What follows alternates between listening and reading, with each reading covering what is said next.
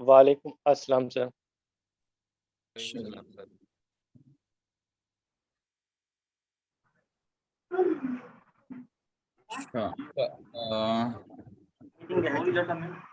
Last class है इस quarter की, एज यू नो गाइस। तो अच्छा, लास्ट क्लास में हमने जो पढ़ा था उसमें कोई सवाल वगैरह ऐसी कोई चीज जो ना समझ में आई हो?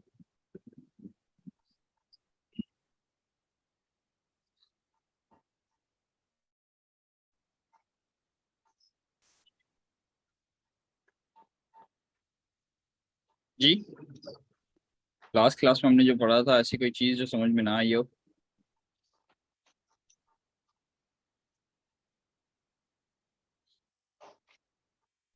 सर डायनामिक राउटिंग समझा देंगे एक बार अगर हो सके तो। डायनामिक राउटिंग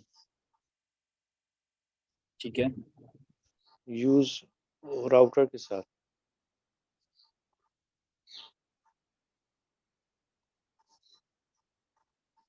अच्छा जी।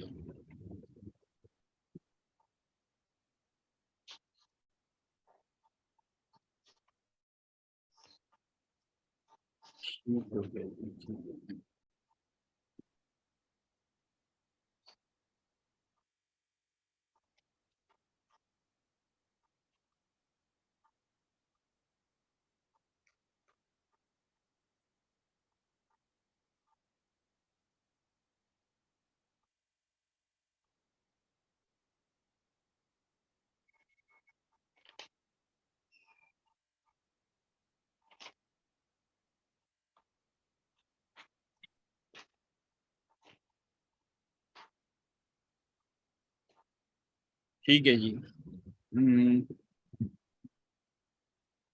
एक मिनट दीजिएगा मुझे, मैं जरा सफाई कर दूं।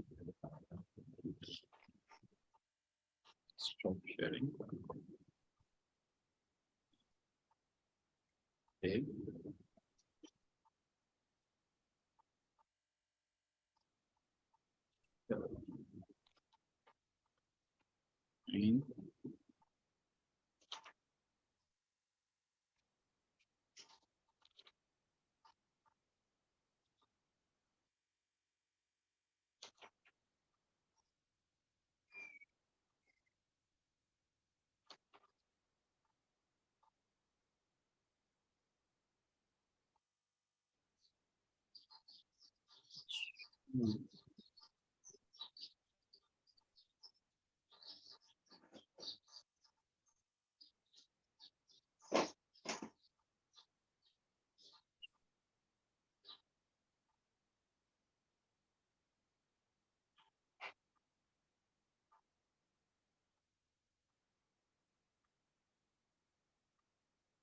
सही सही। सिर्फ एक मिनट दीजिएगा मुझे।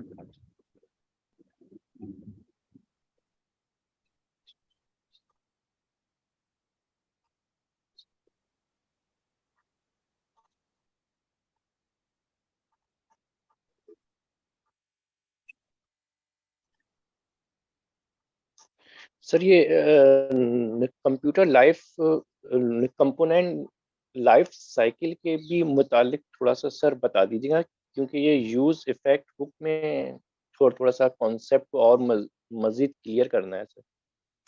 ओके ओके, ठीक हो गया, ठीक हो गया। अच्छा, अब मैं अपनी स्क्रीन शेयर कर देता हूँ। Visible screen? जी सर। चलो, जी सर विजिबल। ओके।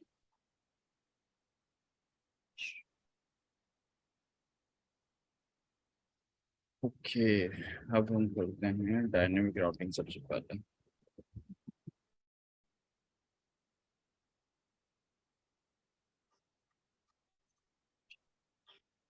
अच्छा, डायनेमिक राउटिंग से मतलब क्या? सबसे पहले तो आप लोगों से सवाल है, हम डायनेमिक राउटिंग यूज क्यों करते हैं?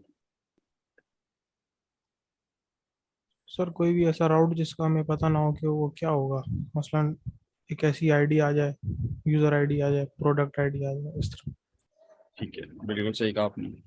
हमारे केस में ब्लॉक था और हमारे केस में यूजर भी था, ऐसा ही था कि जैसे जी सर। यूजर यूजर की किसी भी यूजर पे क्लिक होगा तो उस आईडी का राउट होगा, यूजर की आईडी का, एंड देन यूजर की डिटेल्स होगी।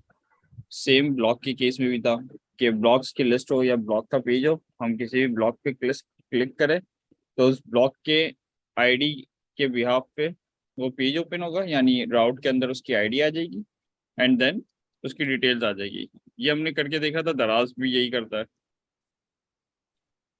दराज के फेसबुक भी यही करता है। आपकी आईडी होती है, आपकी आईडी से आपका अकाउंट आ जाता है, आपके अकाउंट के बाद उसकी डिटेल्स आ जाती है, आपके अकाउंट्स की डिटेल। ठीक है, लाइट से ये वाला पेज देखें आप इसका। अगर आप इसका यूआरएल में थोड़ा सा आपको जूम करके दिखा देता हूँ तो कुछ इस तरीके का है इसका।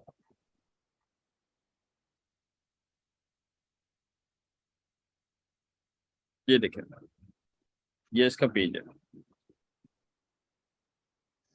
ये क्यूरी पैरम्स कहते हैं इसको, और ये इसका एक्चुअल यूआरएल है। कौन सा यूआरएल? अगर आप गौर से देखें तो दराज का प्रोडक्ट का पेज मौजूद है, यहाँ तक products, and then this is the product ID. ठीक है, अब इसी केस में अगर आप देखें कोई दूसरा हम प्रोडक्ट उठाएंगे थोड़ी देर के लिए, ये वाला ले लेते हैं। तो अगर हम इसको देखने जाते हैं तो जरा गौर से देखिएगा, इसमें आईडी चेंज होगी, बाकी यूआरएल पूरा का पूरा वैसा का वैसा ही सेम होगा। क्या ऐसा ही है अभी तक? जी सर। ठीक है ना? तो इसका रीजन ही यही है कि ये डायनेमिक राउट बनाया हुआ है। Dynamic routing. ठीक है, यानी प्रोडक्ट्स का एक पेज होगा, प्रोडक्ट्स के पेज के ऊपर आप किसी भी प्रोडक्ट पे क्लिक करेंगे तो प्रोडक्ट की आईडी होगी उसकी। ठीक है, आप देखेंगे आईडी डिफरेंट है, यहाँ पे भी डिफरेंट है, यहाँ पे भी डिफरेंट है। ठीक है, तो इस तरीके से राउटिंग, यूजुअली डायनेमिक राउटिंग इसी तरीके से होती है। अब जरूरी नहीं है आईडी हो, नाम भी हो सकता है। हो सकता था ये प्रोडक्ट का नाम भी यूज कर सकता था, हो सकता था कोई यूनिक कोड यूज कर सकता था जब अगर ये प्रोडक्ट का कोड होता। लेकिन चीजें इसको जैसी होती हैं कि यहाँ पे यूनिक यूज करना है।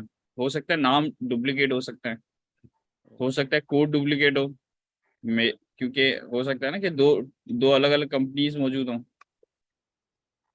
बार एंड फूड। ठीक है, दो कंपनीज मौजूद है अलग अलग। अब इन दोनों के केस में प्रोडक्ट का कोड सेम हो सकता है, किसी भी प्रोडक्ट का, वॉट एवर XYZ का। इसके केस में ABC प्रोडक्ट है और ABC प्रोडक्ट का कोड है 123, और इनके केस में एक प्रोडक्ट है XYZ और इसकी भी प्रोडक्ट का कोड है 123। तो ये कोड भी, अगर आप जो एप्लीकेशन बनाते हैं आपको थोड़ा सा सोचना पड़ता है कि क्या चीज़ यूनिक हो सकती है। अब मोस्ट प्रोबेबली आईडीज यूनिक्स होती हैं। ठीक है, तो आईडी मैच होने के चांसेस 98% कम होते हैं। ठीक है, सिर्फ 2% अगर हुआ किसी स्पेसिफिक, अगर आपकी प्रोडक्ट के अंदर ऐड हो रही है, अगर आपकी खुद जनरेटेड आईडी है तो 100% कभी भी डुप्लीकेट नहीं होती। हाँ, अगर आप आईडी का भी ऑप्शन सामने वालों को दे दो कि हाँ भाई तुम भी अपनी आईडी डालो फिर ये करो, तो हाँ आईडी भी डुप्लीकेट हो सकती है। ठीक है, लेकिन यूजुअली डेटाबेस के अंदर जब भी आप अपनी प्रोडक्ट ऐड करेंगे तो अगर आप खुद अपनी आईडी जनरेट करेंगे तो वो आईडी कभी भी जिंदगी में डुप्लीकेट नहीं होगी। ठीक है, तो ये उसका सर एक तरीका रिक्वेस्ट है। जी। अच्छा सर, जैसे मतलब कि आज हमारा क्विज होने वाला है रिएक्ट का, और आपने मतलब अभी तक रिएक्ट थोड़ी बहुत ही समझाई है, तो उसमें कौन से सवाल आ सकते हैं? थोड़ी सी सर हिंट हो जाएगी, मतलब हेल्प हो जाएगी। यार जो हमने पढ़ा है उसी में से सर ने सवालात बनाए होते हैं। ठीक है, अच्छा, जितना पढ़ा है सर उसमें से आएंगे। जी जी जी जी, जो पढ़ा है उसी में से आएंगे। बाकी सर ने जो बुक रेफर की हुई है वो आपको उसमें मिल जाएगी, स्लाइड्स भी कोर्स की रेफर किए आउटलाइन। सर ने। हाँ, कोर्स में जो बुक आउटलाइन की है आप जरा वो पढ़ लीजिएगा तो बस आपका काम हो जाएगा इंशाल्लाह। सर गेट का भी क्विज है ना उसके बाद? हाँ हाँ, होगा, गेट का भी होगा, बिल्कुल होगा। जी सर, वो भी है बिल्कुल। अच्छा, यार ये स्क्रीन रिकॉर्डिंग ऑन है? स्क्रीन रिकॉर्डिंग शायद सवाल है? नहीं सर। नहीं ना? Recording in progress. अच्छा जी, तो डायनेमिक राउटिंग में हमने देखा कि एक राउट होता है, उसके बाद जो उसका पेज या राउट होता है वो डायनेमिक होता है। तो डायनेमिक में कुछ भी हो सकता है। ठीक है, यूजुअली हम लोग यूनिक ही यूज करते हैं ताकि वो डुप्लीकेट ना हो। Okay fine. अच्छा अब नेक्स्ट के अंदर कैसे यूज करते हैं? नेक्स्ट के अंदर हम इस तरीके से यूज करते हैं कि वॉट एवर ब्लॉग हो गया, यूजर हो गया, या यहाँ पे मैं बना दूँ प्रोडक्ट आपके केस में अभी जो हम डिस्कस कर रहे हैं, तो let's say products. Sir dynamic routing में हम कोई मतलब क्या कहते हैं फोल्डर रख सकते हैं, फोल्डर के बाद उसमें पेजेस हो फिर। सॉरी, वापस बोलिएगा। सर मैंने कहा डायनामिक राउटिंग में हम फोल्डर रखें और उसके बाद उसमें पेजेस हो, ये हो सकता है सर? क्या मतलब? इसके अंदर सारी चीजें आती है ना दोस्त। अच्छा सर। और पेजेस तो यही है ना कि नेक्स्ट के अंदर आपको पता है कि जब हम राउटिंग की बात करते हैं, तो जो हम लोग पेजेस में बनाते हैं वो डायनेमिक राउटिंग स्टार्ट, मतलब डायनेमिक राउटिंग से, सॉरी, मतलब कि राउटिंग इसी के अंदर मेंशन होती है हमारी, ऐसा ही है ना। जी सर। तो बस सारी चीजें इसी में ही होगी। पेजेस आपको कभी भी नजर नहीं आएगा क्या? हमें जब हम अपनी रिएक्ट की एप्लीकेशन यूज करते हैं, यहाँ पे कहीं पे भी पेजेस नजर आता है आपको? नहीं सर, पेज तो नजर नहीं। नहीं आता ना। तो फिर जो एक्चुअली एंड रिजल्ट मिलेगा वो यहाँ पे जो भी बने हुए होंगे आपको राउट्स वो मिलेंगे, जैसे ब्लॉग, प्रोडक्ट्स। अब प्रोडक्ट्स है तो मेरे केस में मैं अगर मैं इंडेक्स बना दूंगा तो डेफिनेटली वो इंडेक्स का मतलब क्या होगा, उसका डिफॉल्ट पेज हो गया।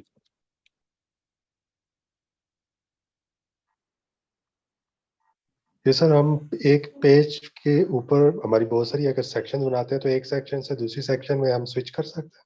हाँ हाँ, बिल्कुल कर सकते हैं, क्यों नहीं कर सकते। लिंक से सर वो होगा सर, लिंक कंपोनेंट से अगर सेम सेम है पेज और उस पर हम लिंक हमने दिया है 2। हाँ,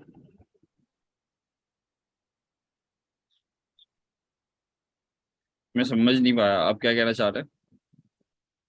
सर मैं ये कहना चाह रहा हूँ कि अगर है ना पेज एक है अबाउट का, और ना उसी में हमने दो दो लिंक दिए हैं, तो वो भी लिंक कंपोनेंट से होंगे सर।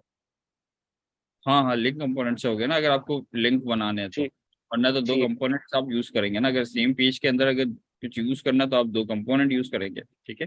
ठीक है हम सर। करते हैं प्रोडक्ट इंडेक्स पेज या प्रोडक्ट का होम पेज, ठीक है। देख लेते हैं क्या ये वाकई में बना नहीं बना। प्रोडक्ट्स,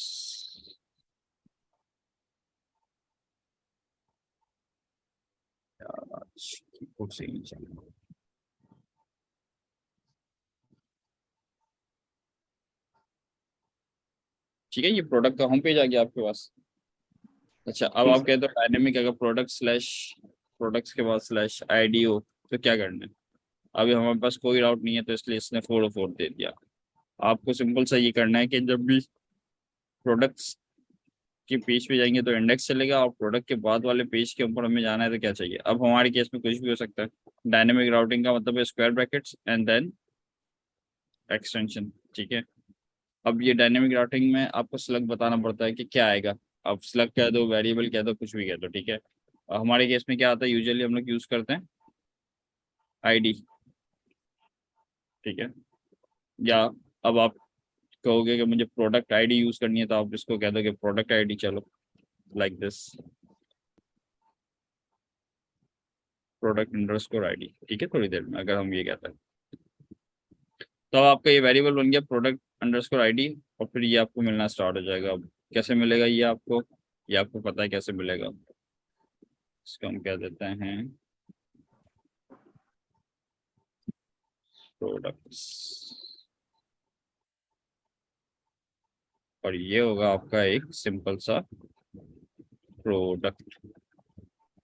ओके, इसमें क्या करना होता है, इसमें हमें मिलेगा राउटर, यूज राउटर के अंदर मिलेगी क्यूरी, क्यूरी के अंदर जो भी आपने क्यूरी बनाई हुई है, लेट्स से हमारे केस में प्रोडक्ट अंडरस्कोर आईडी, तो डेफिनेटली आपको यहाँ पे क्या मिलना स्टार्ट हो जाएगा, प्रोडक्ट अंडरस्कोर आईडी। लेकिन अगर मुझे देखना हो कि कहाँ पे क्या मिलता है तो मैं यहाँ पे इसको डायरेक्ट कंसोल भी कर सकता हूँ।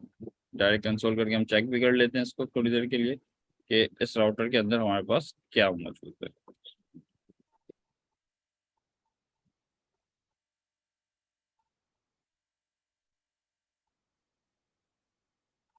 चलिए, ये राउटर का हमारे पास ऑब्जेक्ट आ गया। इस राउटर के ऑब्जेक्ट के अंदर ये देखिए सारी चीजें मौजूद है। आप राउटर से कुछ भी करवा सकते हो, जो हमने देखा था। नेक्स्ट पेज पे जाने के लिए रिप्लेस भी करवा सकते हैं हम इसके अंदर। एंड देन अभी हमने कहा था कि प्रोडक्ट अंडरस्कोर आईडी मिलेगी इसमें।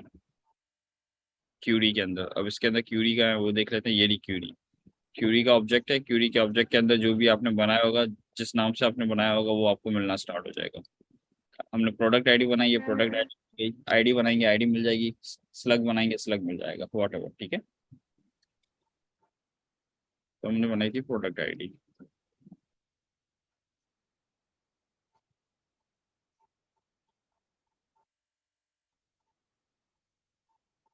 और अगर मैं अब इसको कंसोल करवाऊं, इस राउटर को कंसोल करवाते हैं, और इस राउटर के अंदर से जो हमने निकाला था प्रोडक्ट आईडी, हम उसको कंसोल करवाते हैं, ठीक है।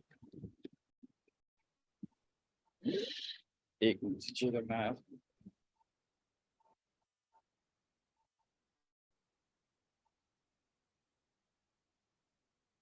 ये प्रोडक्ट अब चलाया था हमने, एक मिनट रुकिएगा।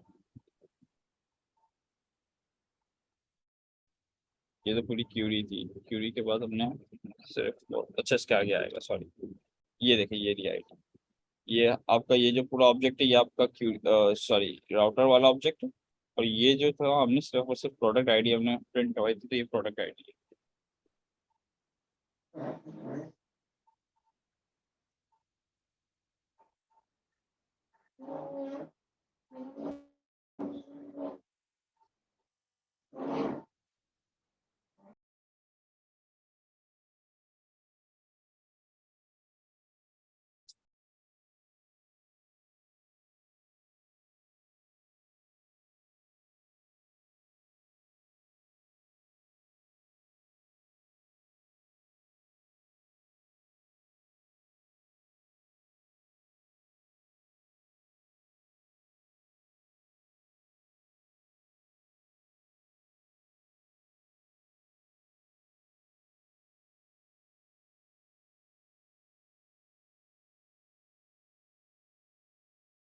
अच्छा जी, अब यहाँ तक कोई ऐसी चीज जो समझ में ना आई हो, डायनामिक राउटिंग में हमने देखा।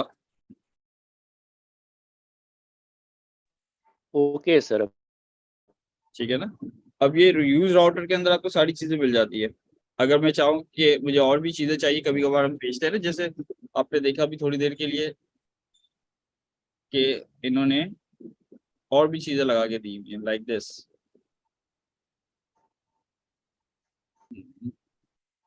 सॉरी, रीड में आ गई है, लाइक ये वाले क्यूरी स्ट्रिंग्स वगैरह भी बना के दिए। तो अब ये कैसे मिलेंगे आपको इसमें? इसके लिए आपको कुछ ये करना पड़ता है कि ये प्रोडक्ट्स हैं, इस प्रोडक्ट की लिस्ट बनाएंगे इधर हम, ठीक है। फिर लिस्ट तो मैं नहीं बनाऊंगा कम्प्लीटली, लेकिन मैं दिखा देता हूँ आपको एक बना के।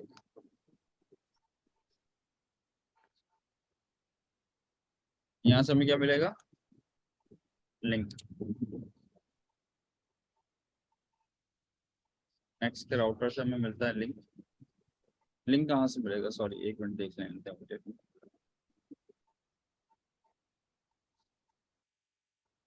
Next slash link. नेक्स्ट के लिंक से मिलेगा, ठीक है। इन्होंने सेपरेट ही डाला हुआ है, ठीक है। अच्छा, तो अब देखिएगा, जो मैं कहना चाह रहा हूँ वो जरा समझने की कोशिश कीजिएगा। ये लिंक हो गया, हमने लिंक बना दिया।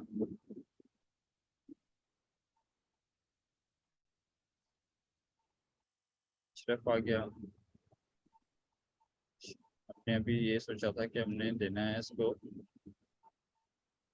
स्लैश प्रोडक्ट्स स्लैश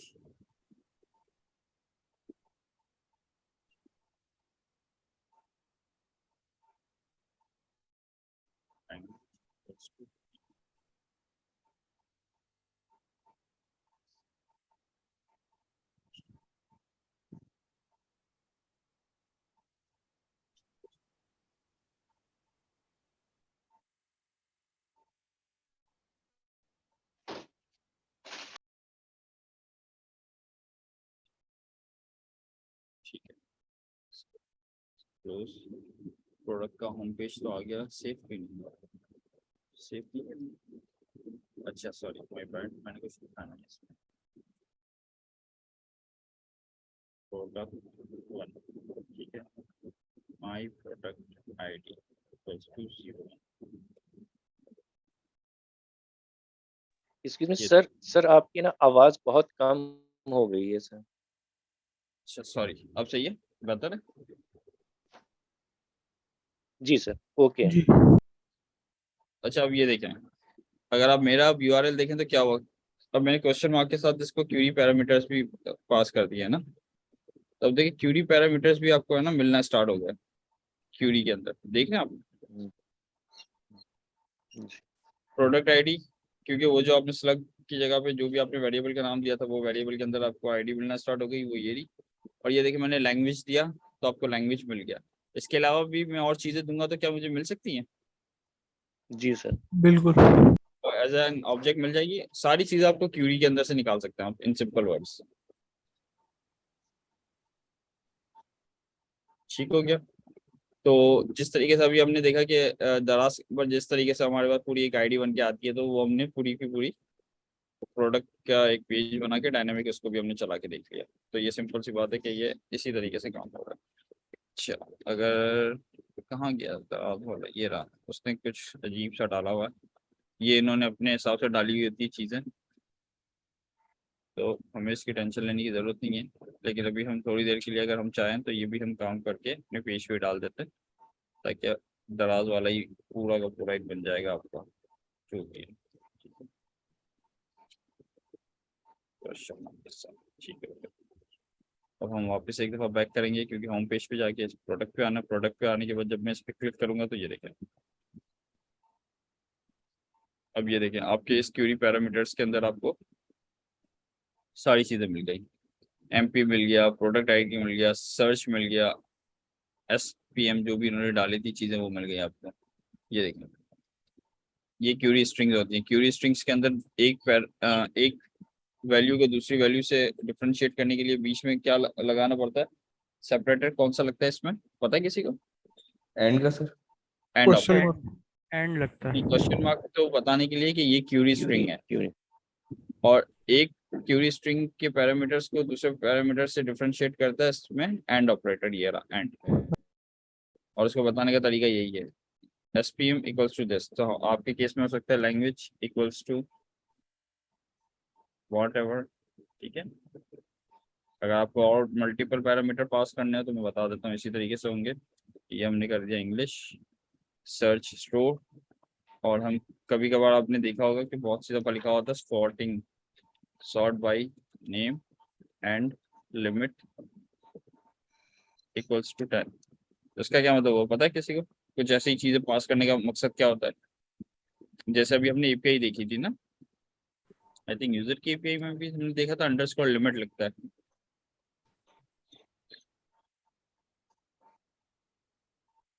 या देखा था हमने, नहीं देखा तो हाँ भी सर लास्ट क्लास में देखा था। देखा था ना फर्स्ट शायद। जी sir, underscore limit. First 10 entries जो है वो फिर डिस्प्ले करेगा या फैच करके लाएगा। अंडरस्कोर लिमिट, अब हम कहते हैं लिमिट, बाय डिफॉल्ट ये मेरे ख्याल में 10 लेके आता है, अब मैं कहता हूँ यार लिमिट 2। तब ये लिमिट 2 का मतलब यही हुआ कि इसने इस क्यूरी पैरामीटर की मदद से कितने लेके आ गया, सर्वर को बताया कि मुझे कितने चाहिए, सिर्फ और सिर्फ अब लिमिट 2 की लिमिट चाहिए। तो इस तरीके से पैरामीटर्स पास करने का फायदा होता है, ठीक है। डायनामिक पैरामीटर्स होते हैं ये सारे के सारे। तो इसी तरीके से अभी हमने जो पैरामीटर पास किया, आप समझे कि ये सर्वर पर गए और सर्वर ने इसको देखा, अच्छा इंग्लिश लैंग्वेज इंग्लिश आ रही है, ठीक है, स्टोर है वॉट एवर, और सॉर्टिंग नेम के बाद सॉर्ट करना, नेम के साथ सॉर्ट करने के बाद उसने लिमिट दे दी 10 की। इसका क्या मतलब हुआ, सर्वर के ऊपर ये लॉजिक लगी हुई होगी कि सॉर्टिंग करो नेम से और स्टार्टिंग के कितने रिकॉर्ड लाके दे दो, 10। ठीक है। तो ये डिपेंड करता है आपके केस में कि आपने किस तरीके से क्या चीज यूज। बहुत से लोग कहते हैं असेंडिंग डिसेंडिंग, असेंडिंग भी देना होता है, डिसेंडिंग भी देना होता है सॉर्टिंग के हवाले से कि असेंडिंग चाहिए डिसेंडिंग, तो और पैरामीटर्स पास करते रहते हैं। तो ये एक नॉर्मल पैटर्न है यूज करने का, ठीक है, अपनी एप्लीकेशन के अंदर। अच्छा जी, ये हमने देखा डायनेमिक राउटिंग से रिलेटेड। यहाँ तक अभी भी कोई सवाल है तो आप पूछ लें ताकि फिर हम आगे चलें, अगर कोई ऐसी चीज़ तो समझ में अभी भी ना आई है। जी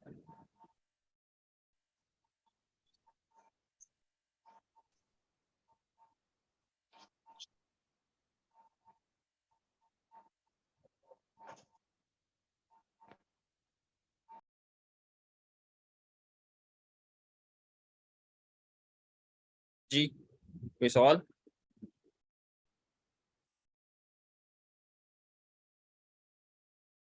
हेलो, आवाज आ रही है मेरी? जी सर, कोई सवाल नहीं, शुक्रिया। चलो, गुड। अच्छा, अब नेक्स्ट क्वेश्चन क्या था? कंपोनेंट लाइफ साइकिल था सर। कंपोनेंट लाइफ साइकिल ना, ठीक है।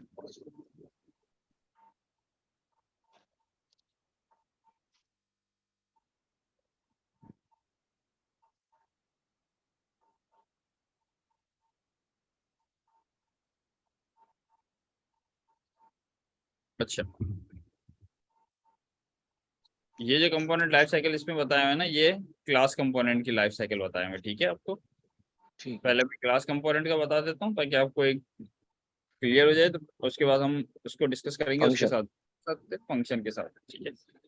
पहला हम देखते हैं component dead mount. Component dead mount का क्या मतलब है कि कंपोनेंट जब माउंट हो जाए। कंपोनेंट डेड माउंट का मतलब ये है कि कंपोनेंट माउंट होने से मतलब कि कंपोनेंट जो आपने बनाया हुआ है उसके रिटर्न में जो आपने HTML लिखी हुई है, अगर वो ब्राउजर के साथ अटैच हो जाती है या रेंडर हो जाती है तो ये आपका कंपोनेंट माउंट हो गया, डेड माउंट हो गया, ठीक है? तो आप कहते हो कि यार ये काम कब करना है, जब कंपोनेंट डेड माउंट हो जाए, यानी माउंट हो जाए सिस्टम के साथ, तो फिर आपको कुछ भी करना हो तो वो हम अप्लाई करते हैं। हमारे केस में कंपोनेंट डेड माउंट कैसे चलता है, ये है क्लास कंपोनेंट के अंदर। तो क्लास कंपोनेंट में तो आपने कंपोनेंट डेड माउंट का फंक्शन बनाया है, देन मेथड बना के आपने काम कर लिया है। अब हमारे केस में अगर मैं इसमें बात करूं कैसे बनेगा, हम हमारे केस में यूज क्लास इफेक्ट। कंपोनेंट के अंदर हाँ यूज इफेक्ट यूज करेंगे, एंड देन आपको एक पैरामीटर पास करना होगा उसको, एम्प्टी स्ट्रिंग। थोड़ी देर के लिए हम ये देखें। एम्प्टी स्ट्रिंग का मतलब ये हुआ कि ये कब चलेगा, कंपोनेंट एम्प्टी अरे। डेड डेड माउंट पे। माउंट, ठीक है? ये आपका कंपोनेंट डेड माउंट है, ठीक हो गया।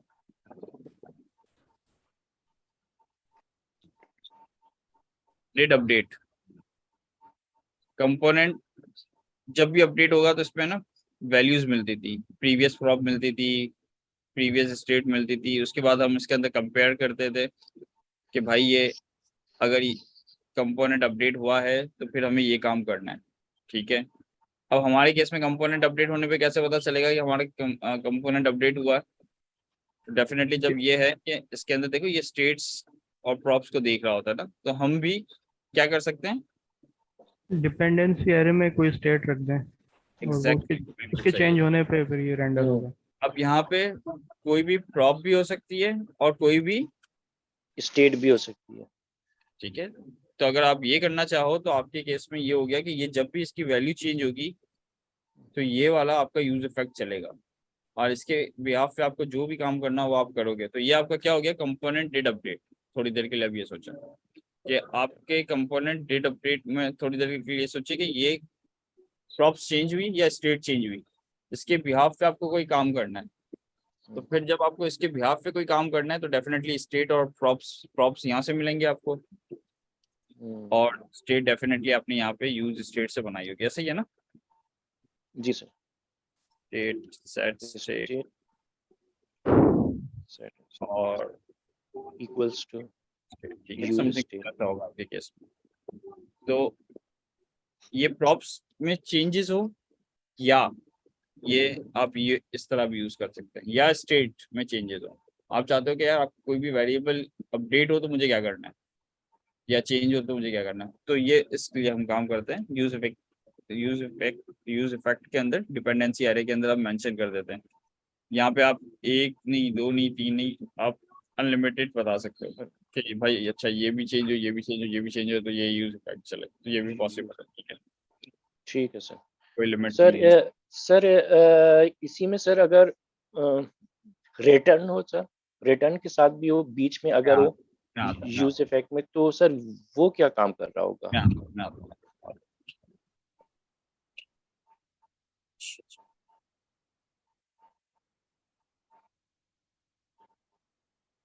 कंपोनेंट विल माउंट, ठीक है? कंपोनेंट विल माउंट इसमें कब चलता है भाई, इसके अंदर से अगर आप डिपेंडेंसी एरे हटा दो, ये कंपोनेंट विल माउंट हो गया, ठीक है? ठीक।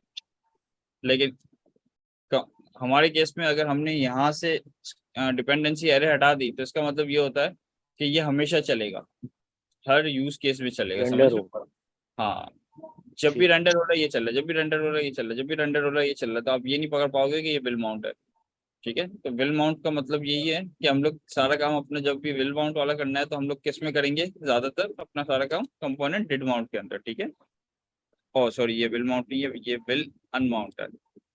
अच्छा, अब जो विल अनमाउंट है वो वाला कैसे होता है हमारे केस में?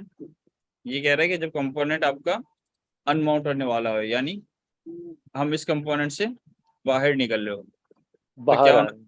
हाँ, तो फिर आप यूज इफेक्ट के अंदर लगा देते हो क्या, रिटर्न। रिटर्न। तो इसको हम कहते हैं कि विल अनमाउंट भी कहते हैं, और इसको एक दूसरी जबान में कहा जाता है कि जब हमारा कंपोनेंट क्या हो रहा हो, बाहर बाहर आ रहा हूँ। Destroy. क्लीन अप फंक्शन फिर हो जाएगा ना सर ये इसका। ठीक है, हाँ। इसको यूजुअली कंपोनेंट विल अनमाउंट कहते हैं, या तो हम क्या कहते हैं कि ये कंपोनेंट क्या हो रहा हो, डिस्ट्रॉय। डिस्ट्रॉय का मतलब ये है कि आप इस कंपोनेंट से बाहर निकल रहे हो, यानी आपने एक पेज के अंदर ये कंपोनेंट यूज किया हुआ है, अब आप जा रहे हो दूसरे पेज में, तो ये वाला कंपोनेंट क्या हो रहा है आपका, अनमाउंट हो रहा डिस्ट्रॉय हो रहा है, अनमाउंट। है, डिस्ट्रॉय हो रहा है, तो ये होता है। ठीक है, अच्छा हमारे केस में ये क्यों नहीं चला था फर्स्ट टाइम में, पता है आपको? ये हमारा जो पेज था वो रेंडर कहाँ से हो रहा था, सर्वर से हो रहा था। सर ये काइंडली दोबारा समझा दें, मेरी इंटरनेट डिस्कनेक्ट हो गई थी, अगर हो सके तो सर। मैं वापस बता देता हूँ कि जब भी कंपोनेंट विल अनमाउंट का मतलब ये होता है, और डिस्ट्रॉय का मतलब ये है कि एक पेज के ऊपर हमने मल्टीपल कंपोनेंट यूज किए हुए, लेट्स से 2 कंपोनेंट यूज किए हुए, ABC और XYZ, और जब हम एक पेज से दूसरे पेज पे जा रहे हैं, थोड़ी देर के लिए ये सोचा, और उस पेज पे आपके पास कंपोनेंट दूसरे हैं, तो अभी क्या हुआ, जब फर्स्ट पेज पे थे तो आपके पास ABC और XYZ कंपोनेंट्स थे, तो वो हो जाएंगे डिस्ट्रॉय। हो सकता है कि आपने उसके ऊपर कोई लिस्टनर लगाया हो। अब इसमें जो मेन कॉन्सेप्ट जो आपको समझने की जरूरत है कि आप ये सोचें कि अगर आपने कोई लिस्टनर्स लगाए हुए, लिस्टनर्स पता है सबको जावास्क्रिप्ट के, add event listener, event listeners. ठीक है, कोई भी आपने समझे, आपने अपना एक इवेंट लिस्टनर बनाया था, वो आपने लिस्टनर्स लगाए हुए। ये लिस्टनर्स लगाने का मतलब यही था कि ये जब भी एप्लीकेशन के ऊपर कोई भी काम हो रहा है तो लिसनर आपका लिसन कर रहा है। ठीक है, लिसनर्स ऐड किया आपने। अब मुझे ये बताएं कि ये तो जावास्क्रिप्ट एप्लीकेशन जब चल रही है आपकी रिएक्ट की या नेक्स्ट की, थोड़ी देर के लिए सोचे, तो ये पूरा का पूरा आपके पास एक वो चल रहा है, आपके सिस्टम के ऊपर चल रहा है। तो जावास्क्रिप्ट में आपने ऐड कर दिया ऐड लिसनर्स, यहाँ पे अभी आपने समझे एक ही लिसनर की बात करते हैं, एक लिसनर ऐड किया जो कि हमारे पास इवेंट है कि हम लेट से थोड़ी देर के लिए कहते हैं कि जब भी पैराग्राफ के ऊपर होवर हो तो हमें कोई API कॉल करनी है, लेट से थोड़ी देर के लिए ये बात करते हैं। जावास्क्रिप्ट में फर्स्ट टाइम चला तो ये रजिस्टर्ड हो गया, ठीक हो गया।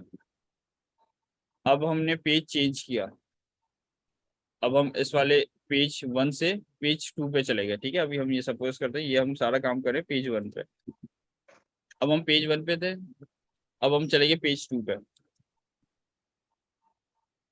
अब मैं वापस पेज 1 पे आया, पेज 1 पे वापस, क्या ये चलेगा आपका यूज इफेक्ट? जब मैं वापस रिटर्न एक वापस से इसी पेज पे आऊँ घूम फिर के, पेज 1 से जी गया सर चलेगा। Yes sir. है ना, और पेज 2 माउंट से तो सर वो तो होगा ना फिर, होगा ना, माउंट तो बिल्कुल होगा ठीक है। वो। ठीक है, वापस से पेज 1 पे आ गया, तब ये वापस से डेफिनेटली पहले में माउंट हुआ, ठीक है, दूसरे में खत्म हो गया, कंपोनेंट से ही बाहर चले गए, वापस हम उसी पेज पे आए तो ये वापस माउंट होगा। तो इसका मतलब क्या हुआ, जो लिस्टर ऐड हुआ था पहले एक दफा ऐड हुआ, इसका मतलब यहाँ पे एक दफा ऐड हुआ लिस्नर आपका, और फिर वापस इस पेज पे आए तो वापस इसने ऐड किया, तो अब आपके पास कितने लिस्नर्स हो गए? 2।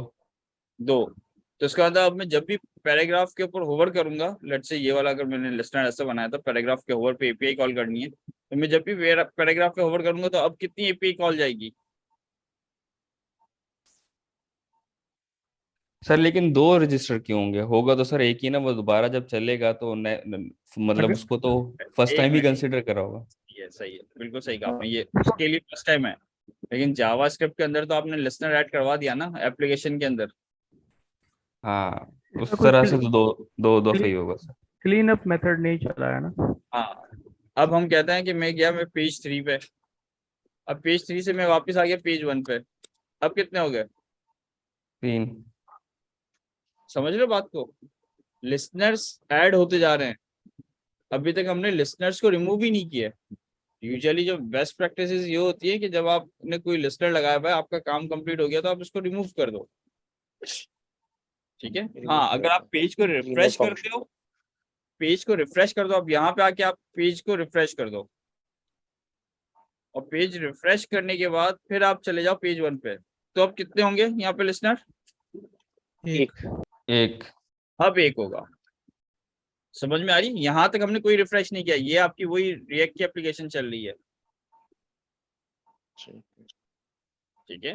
अब यहाँ पे मसला यही है कि लिसनर्स ऐड होते जा रहे हैं, 1 2 3 4 वॉट एवर, जब भी आप उस पेज पे आ रहे हो नया लिसनर।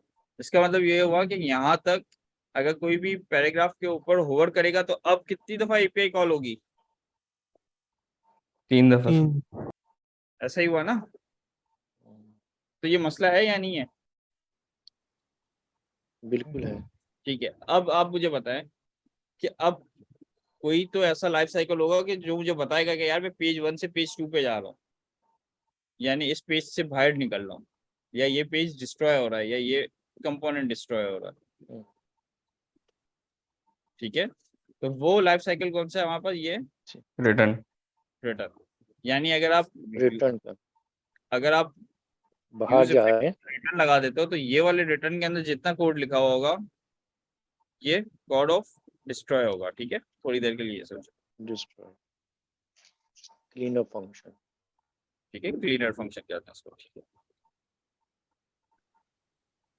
अब इस क्लीनर फंक्शन को मैं अलग भी बना सकता हूँ लाइक दिस, ये बिल्कुल सेपरेट डिफाइन करो, या तो फिर जो स्क्वायर ब्रैकेट हमने एम्प्टी बनाए थे डिपेंडेंसी एरे के अंदर, तो वहां पे भी ये भी बता सकते हैं।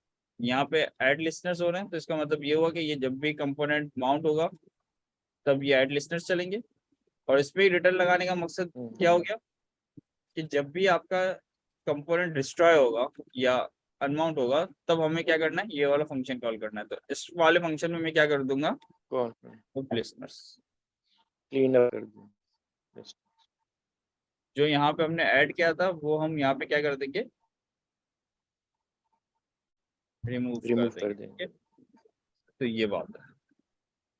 अब बताएं तो ऐसी चीज जो समझ में ना आई हो, मैं इसको वापस हटा देता हूँ ताकि सेफ साइड यहीं पे रहे, तो कोड आपके सामने रहेगा अलग है, ठीक है। अच्छा जी, तो ये इसके लाइफ साइकिल्स थे, ठीक है।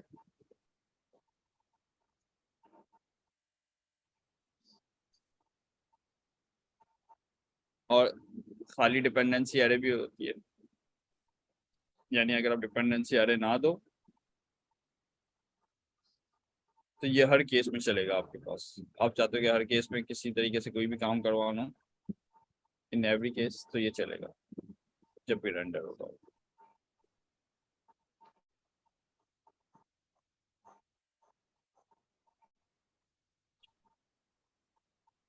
ये थोड़ा खतरनाक हो जाता है, लेकिन अगर कोई ऐसा काम है तो फिर ये कर सकते हैं इसका, ठीक है। आपको काउंट करना है कि यार ये पेज कितनी दफ़ा रेंडर हो रहा है या व्हाटएवर, तो यहाँ पे कर सकते हो आप ये हैंडलिंग सर, ये यूज इफेक्ट की जो डॉक्यूमेंटेशन है उसमें एक स्टेटमेंट ये लिखा है कि इफेक्ट जो है वो तब चलता है जब डॉम जो है वो अपडेट हो जाता है।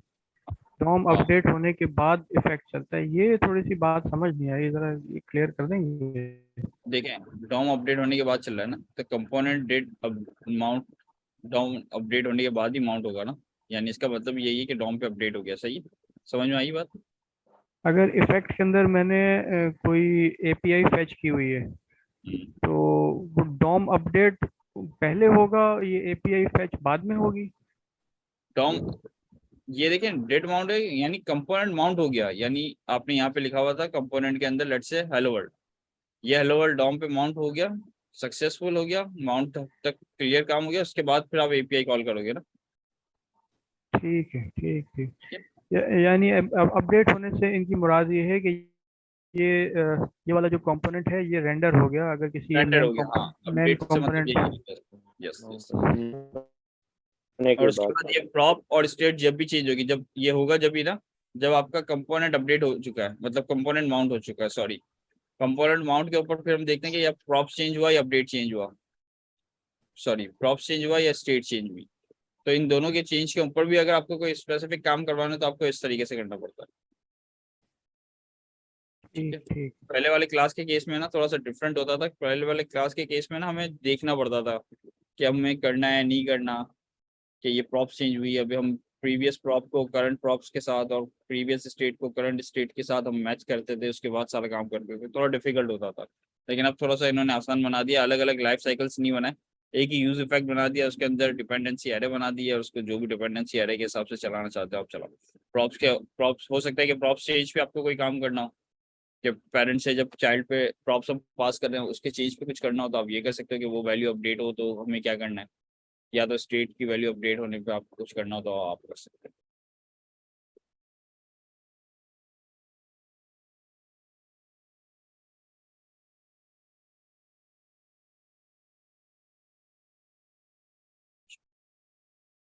इसको अभी हम एक दफा देख लेते हैं।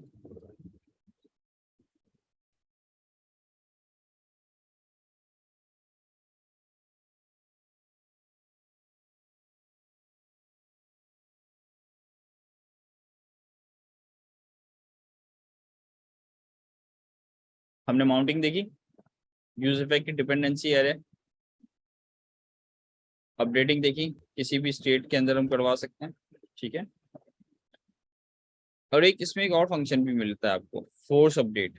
ये मना करते हैं यूज करने से, लेकिन ये भी है।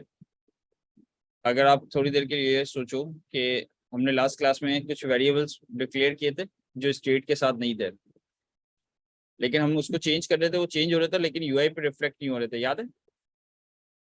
हमें कंसोल के अंदर अपडेटेड वेरिएबल्स नजर आ रहे थे, हाँ यार वेरिएबल अपडेट हो रहा है, लेकिन हमारे पास यूआई पे वो वेरिएबल्स अपडेट नहीं हो रहे थे। किसी को याद है? यस। ठीक है ना। हमने यूज स्टेट से बनाएंगे तो ये तो रेंडर पे भी इफेक्ट करेगा, लेकिन अगर मैंने यहाँ पे एबीसी का एक एरे बना दिया और इस एरे को डायनेमिकली मैं अपडेट भी कर रहा हूँ, तो ये यूआई पे रिफ्लेक्ट नहीं करेगा। क्यों रिफ्लेक्ट नहीं करेगा? क्योंकि यूआई को पता ही नहीं चलता कि ये वेरिएबल अपडेट हुआ है या नहीं नहीं हुआ है। यूज स्टेट फिर हमें यूज करना होता है। यूज स्टेट पे यूज करें। लेकिन अगर थोड़ी देर के लिए, ये सोचें कि आपने अगर ये यूज किया हुआ है और जबरदस्ती का आपको कंपोनेंट को री रेंडर करवाना है, तो उसका तरीका क्या है? फिर आप क्या यूज करते हो? Force update. फोर्स अपडेट आपको फंक्शन मिलता है। ठीक है, आपको फोर्स अपडेट एक फंक्शन मिलेगा। Force update. यस, इस फोर्स अपडेट को सिर्फ आपको कॉल करना है, ये फोर्स अपडेट कर देगा, यानी आपके कंपोनेंट को जबरदस्ती कहेगा कि भाई अपडेट करो। ठीक है। अच्छा जी,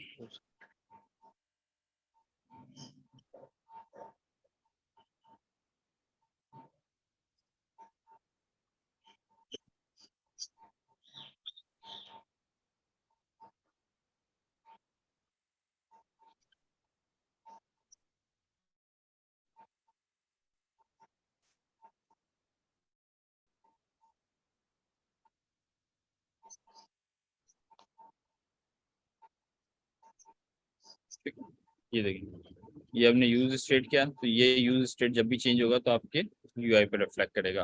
अगर ये यूज स्टेट के साथ वेरिएबल नहीं बनाऊंगा तो ये आपके यूआई पे रिफ्लेक्ट नहीं करेगा। सही हो गया। इसने यूज स्टेट्स ही बनाई है सारी की सारी अपनी। ये डिपेंडेंसी एरे बनाई है इसने। देखें, डिपेंडेंसी एरे के अंदर ये कह रहा है कि कंपोनेंट जब भी डेट माउंट हो तो आपको जो हमने स्टोर बनाया था उसमें से सब्सक्राइबर लगा के सब्सक्राइब किया इसने, और इसने रिटर्न में क्या कर दिया? अनसब्सक्राइब। इसका क्या मतलब? ये जब भी इस कंपोनेंट से बाहर निकलेगा तो इसको अनसब्सक्राइब करना है। वही लिसनर वाला काम समझ लें। ये इसने इधर यहाँ पे लिसनर लगाया और यहाँ से इसने लिसनर को रिमूव किया। ठीक हो गया, ये देख लें आपके सामने। ठीक है। अच्छा जी, और कोई सवाल, और कुछ पूछना हो? पे चलाएंगे हम। सर जैसे हम कोई स्टेट सेट करवाते हैं और उसके नीचे कंसोल कराते हैं तो वो फौरन हमें स्टेट कंसोल में नहीं मिलती। सर इसका क्या रीजन है? क्योंकि वो वापस बोलना क्या, सॉरी सॉरी वापस पूछ रहा हूँ।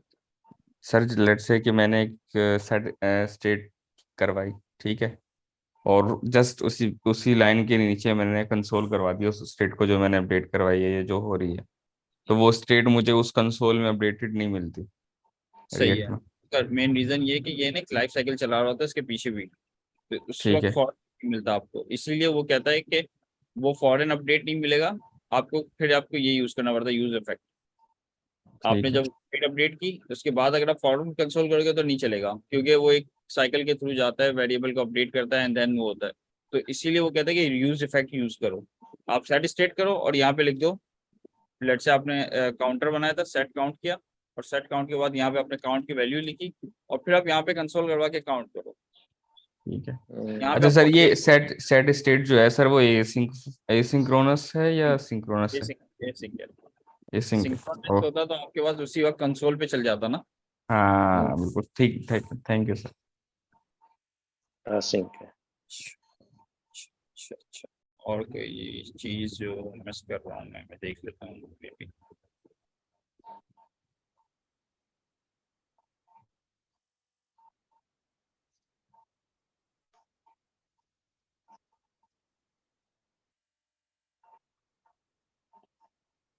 ठीक है। अच्छा, यूज स्टेट के अंदर ना एक और तरीका भी होता है यूज स्टेट को यूज करने का। सर कॉल बैक फंक्शन भी होता है ना उसके अंदर?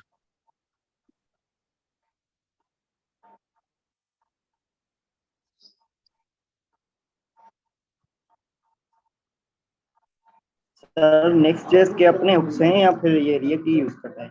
नहीं नहीं नहीं, ये रिएक्ट के हुक्स हैं ये तो। अच्छा सर।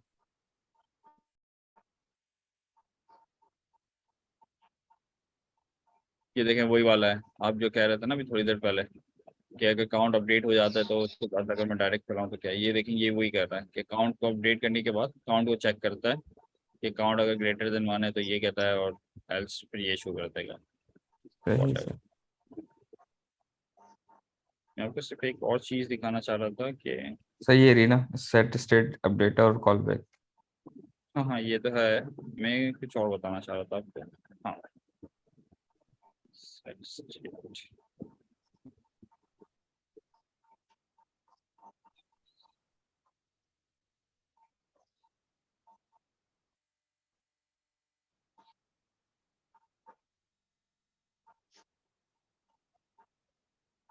अच्छा। अब ये जो हम सेट स्टेट यूज करते हैं ना, ये वाला, ये तो यूज स्टेट है। यहाँ पे कुछ भी हो सकता है, लेट्स से हम कहते हैं काउंटर, और हम कहते हैं सेट काउंटर थोड़ी देर के लिए, सेट। ठीक है। अब इस काउंटर के अंदर एक तरीका तो हमने देखा था लास्ट कि हम इसको डायरेक्ट कॉल कर लेते हैं लाइक दिस, और इसके अंदर जो भी अपडेटेड काउंटर देना वो दे देते हैं 2 3 4, ऐसा ही था। जी सर। जी सर।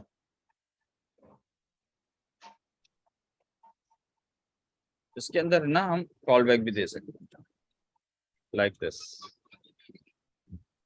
ये भी याद रखिएगा थोड़ा सा लैम्डा के साथ लैम्डा के साथ, ठीक है। Call back. इसमें आपको जो भी है वो यस सर। स्टेट मिलेगी, और फिर आप यहाँ से स्टेट को रिटर्न करवा दोगे अपनी जो भी अपडेटेड रिटर्न करवानी है, ठीक है। वैसे ये बहुत कम यूज होता है लेकिन फिर भी यूज होता है तो मैंने बता दी, ठीक है। लाइक आपने ये क्या स्टेट जो भी थी पुरानी आपको स्टेट देखनी है कि अच्छा ये पुरानी स्टेट क्या मौजूद थी, तो आप यहाँ पे आके देखिए यार इसकी पुरानी स्टेट क्या मौजूद है, ओल्ड स्टेट। और यहाँ पे स्टेट को देखने के बाद अगर आपको कोई डिसीजन लेके कुछ काम करना तो वो आप कर सकते हैं।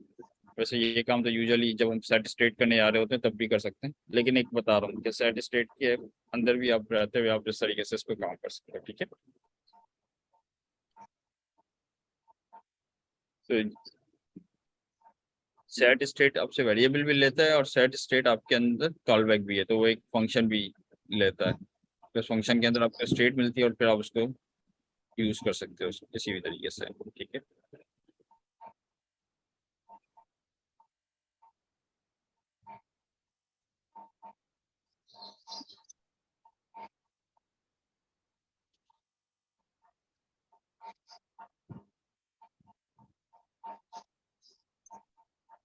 सही सही सही। और कोई सवाल और कुछ ऐसी चीज जो जहन में आ रही हो, पूछनी हो?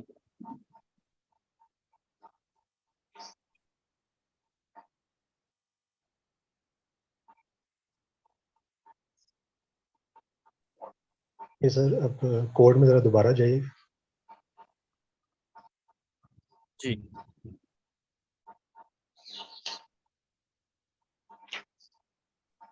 ये सर जो हमने लिखा है लाइन नंबर 22 पे सेट काउंटर्स, लाइन नंबर 29 पे, इसके नीचे अगर मैं सेट काउंट में दोबारा कुछ और वैल्यू डाल देता हूँ तो मेरे पास स्टेट में कौन सी वैल्यू?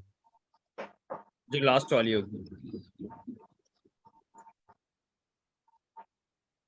13 होगी डेफिनेटली। यस, इसी लाइन पे अगर मैं एक और लिख देता क्या? हूँ, इसी लाइन पे मैं सेट काउंटर उस पे वैल्यू कुछ और दे देता हूँ, तो हाँ ना, अब पहले स्टेट में मुझे कौन सी आप वैल्यू? अपनी ट्रैकिंग डाल दी ना, तो जो लास्ट अपडेटेड वैल्यू होगी वो होगी ना। सर आगे चलकर हम टेलविन पढ़ेंगे, टेलविन सीएसएस एक्सेस के साथ। टेलविन सीएसएस कोर्स में तो नहीं है शायद अभी तक, क्योंकि लास्ट अब नेक्स्ट क्वार्टर के अंदर तो हम वो देखेंगे ना, डेटाबेस। हाँ हम सर्वर साइड की तरफ जाएंगे, तो टेलविन सीएसएस तो हमारे पास नहीं आती है, सही लेकिन सर। सीएसएस मुश्किल तो नहीं है यार।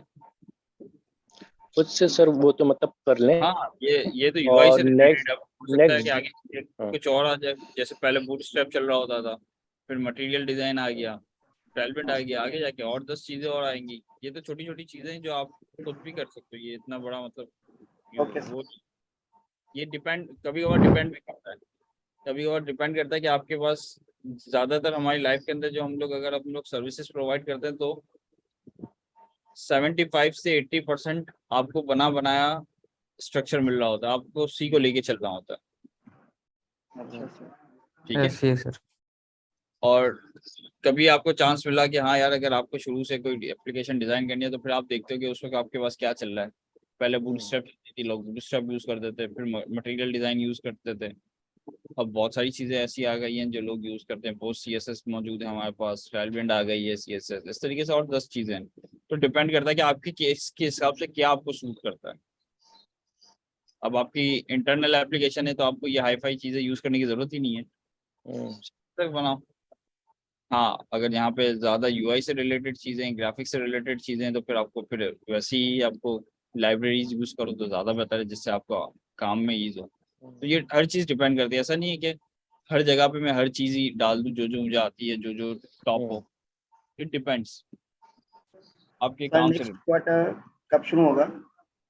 यार ये मैक्सिमम जो टाइम लगता है वो जून में शायद हो जाएगा। हाँ 1 से 1.5 महीना लगता है, इससे ज्यादा टाइम तो नहीं लगता। तो डेटाबेस कौन सा यूज करेंगे? यार डेटाबेस हम लोग वैसे यूजुअली तो हम यूज करते हैं मोंगो डीबी वगैरह ना, डॉक्यूमेंट डेटाबेस। अब कुछ भी हो सकता है, मोंगो डीबी हो सकता है। सर हम अगर रिलेशनल पढ़ा दें तो ज्यादा बेहतर नहीं होगा सर?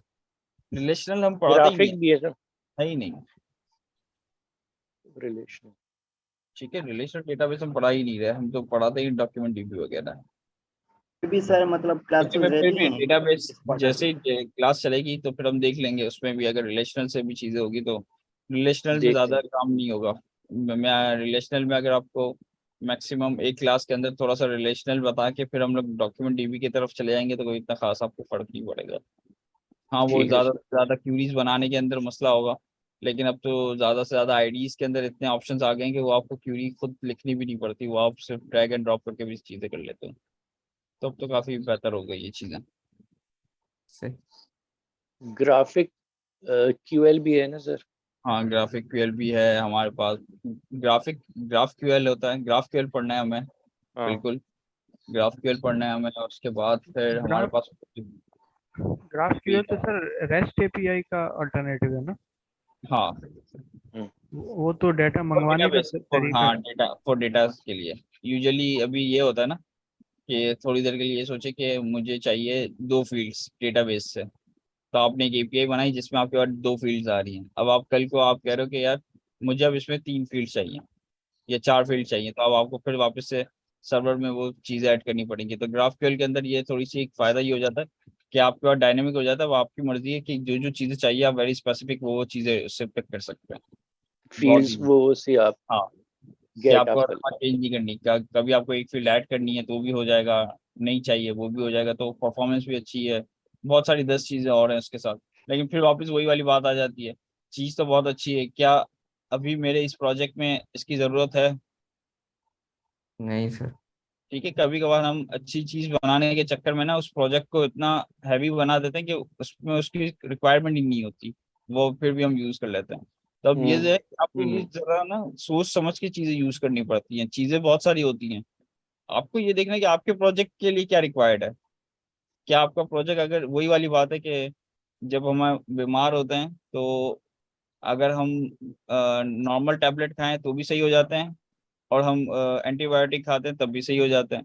तो अब ये देखना है कि आपकी तबीयत कितनी खराब है, एंटीबायोटिक की तरफ जाना चाहिए आपको या नॉर्मल या टैबलेट से ही नहीं। आपका मसला सॉल्व हो जाता है। तो ये डिपेंड हाँ करता है, बहुत मतलब एक फैसला लेना होता है जब आप एप्लीकेशन बना रहे होते हो, तो ये सारी चीजें सोचनी पड़ती है कि आगे तक सोचना है कि यार ये कहाँ तक जा सकता है।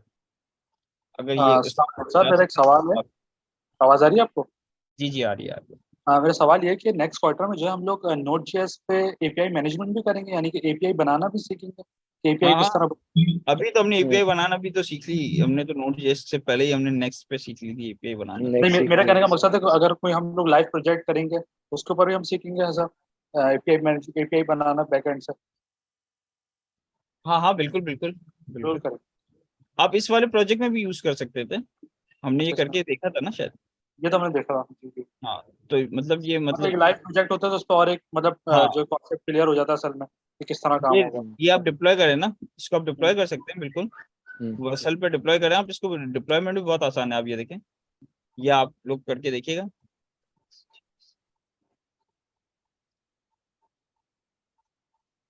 इसका पूरा डॉक्यूमेंट मिल जाएगा, ये रहा, deploy to Vercel Next JS बस सर, एप्लीकेशन। यस सर, ये तो किया हुआ भी है, ये तो आप कर क्या लिया हुआ, सर ये हम। हाँ, बहुत इजी है ये। हाँ, तो मतलब कि इंस्टॉल पहले करना है और वर्सल को इंस्टॉल करने के बाद आप हाँ, कर पहले सकते CLI हैं। ग्लोबली से इंस्टॉल इंस्टॉल हो जाती करना है, है। फिर आप इसको लॉग इन कर लें CLI से, और उसके बाद फिर कोई भी प्रोजेक्ट बनाए, मतलब ये समझे विद डेढ़ इन 5 to 10 मिनट्स, मैक्सिमम 10 मिनट्स के अंदर ही आपकी एप्लीकेशन डिप्लॉय हो जाएगी, जो भी आपने ये बनाई है। yes, sir। तो ये करके देखिएगा, और इस तरीके से डॉक्यूमेंट पढ़ने की आदत डालें, क्योंकि यूजुअली जो चीज़ें होती हैं वो डॉक्यूमेंट पढ़ के ही होगी आगे जाके आपके लिए ना। अगर कोई नई लाइब्रेरी आती है तो उसके लिए आपको डॉक्यूमेंटेशन पढ़ने आनी चाहिए, तो ये आपको पढ़ना बहुत ज़रूरी है, कुछ चीज़ें आप खुद करें तो सर ज़्यादा। आने वाले संडे को क्लास है सर? नहीं नहीं, नहीं, ये लास्ट क्लास है लास्ट हमारा। है। अच्छा सर, हाँ तो यही तो हो रही है ना, आने वाले संडे दूसरा दिन होगा इसका इंशाल्लाह। हाँ इंशाल्लाह, हाँ, इसीलिए ये क्लास क्वार्टर की भी एंड है, और बाकी तो हम लोग ग्रुप पे मौजूद है, जब भी कोई ज़रूरत हो तो फिर देख लेंगे उसको, उसमें तो कोई ठीक है टेंशन सर। नहीं। तो फिर क्लास को वाइंड अप करें, यस सर। ठीक है। चलें दोस्तों, दुआओं में याद ओके रखिएगा, सर। ओके सर, खुदा हाफिज, और दुआ में याद हाँ, सर। ये दुआ बिल्कुल सर। रखें। सर सर नेक्स्ट क्वार्टर में अल्लाह आप ही हाफिज। होंगे? यार क्वार्टर तो होगा नेक्स्ट, अब मेरे पास तो है, लेकिन आप लोग को टाइम क्या सूट करता है ये मुझे नहीं पता, मतलब सर खुद, टाइम एडजस्ट कर लेंगे सर, आप ही लीजिएगा यस सर। Please sir. तो वो फिर देखते हैं इंशाल्लाह ताला। सर यस कोशिश सर। करिएगा सर, आप ले लें सर प्लीज। इंशाल्लाह इंशाल्लाह देखते हैं, बिल्कुल सर। मैनेजमेंट ओ हमारे हाथ ओके में। सर। ओके, ठीक है, थैंक ओके यू भाई। सर। ओके सर, अल्लाह हाफिज, अल्लाह अल्लाह हाफिज हाफिज। सर। अल्लाह हाफिज। अल्लाह हाफिज सर, दुआ में नाइस याद। To meet you. बिल्कुल सर।